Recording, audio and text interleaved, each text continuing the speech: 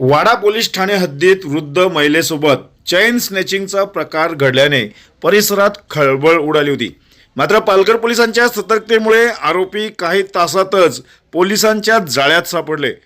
वृद्ध महिलेला कारमध्ये बसवून तिच्या डोक्यावर जोरदार फटका देखील मारला होता आणि गळ्यातील सोन्याची माळ हिसकावून टोळी पसार देखील झाली होती। मात्र या टोळीचा पालघर पोलिसांनी अवघ्या 2च तासात छडा लावला। स्थानिक गुन्हे शाखेने गुजरातमध्ये सापळा रचून चौघांना जेरबंद करत त्यांच्याकडून 1,70,000 रुपये किमतीची सोन्याची माळ आणि गुन्ह्यात वापरलेली कार देखील जप्त केली आहे। हकीकत अशी आहे की सोमवार दिनांक 24 ऑगस्ट 2026 रोजी सकाळी 10च्या सुमारास वाडा तालुक्यातील वाडा मनोर राज्य मार्गावर केळीचा पाडा फाट्यावर 72 वर्षीय भारती भास्कर पष्टे या ज्येष्ठ महिला व अन्य 3 महिलांसह कंचाड येथे जाण्यासाठी उभ्या होत्या। त्यावेळी पांढऱ्या रंगाची कार त्यांच्या जवळ आली। चालकासह चौघांनी महिलांना कारमध्ये बसून घेतले। काही अंतर गेल्यानंतर आरोपींनी महिलांशी हुज्जत घालत ज्येष्ठ महिलेच्या डोक्यात जोरदार फटका मारला आणि गळ्यातील सोन्याची माळ जबरदस्तीने खेचून घेतली।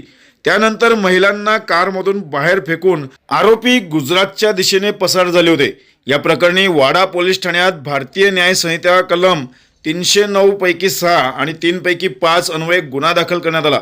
गुन्ह्याचे गांभीर्य लक्षात घेऊन पोलीस अधीक्षक यतीश देशमुख यांच्या मार्गदर्शनाखाली स्थानिक गुन्हे शाखेने तपासाची चक्रे वेगाने फिरवली। तांत्रिक विश्लेषण व गोपनीय माहितीच्या आधारे GJ05 RS 9757 क्रमांकाच्या कारचा पाठलाग करत पोलिसांनी गुजरातमधील भेसाण येथे सापळा रचला।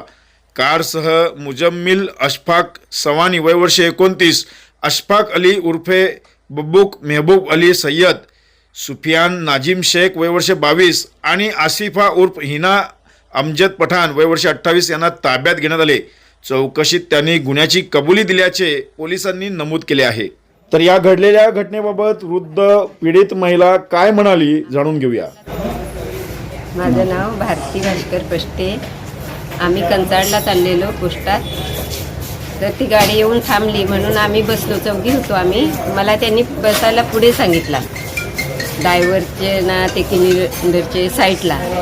तर मी तिथे बसली तर तो सारखा माझी असा पाठीमागून माल खेचत होता। तर त्याला एकदा दोनदा मी सांगितला। नंतर मग त्याने कलमखान फाट्याच्या पुढे गेलो आणि त्याने ती घेतली तर मी त्याला विचारलं का माझी माल तू घेतलीस? तर त्याने मला ढकलून दिला, दरवाजा उघडला ना खाली, रस्त्याच्या खाली। त्यानंतर काय झालं? ते गेले निघून। मग मला ते बायका होत्या त्यांनी उठवला। मग आम्ही पोलीस इथं गेलो ना गोरा फाट्यावर। तुम्ही काय सांगाल, काय घटना झाली? घटना अशा प्रकारे झाली, मला जेव्हा फोन आला, मी ॲक्च्युली विरारला होतो। मी आईला पहिले सांगितलं की गोरा फाटा तिथून जवळच आहे, तिथे पोलीस चौकी आहे, पहिल्यांदा जाऊन तिथे रिपोर्ट करा।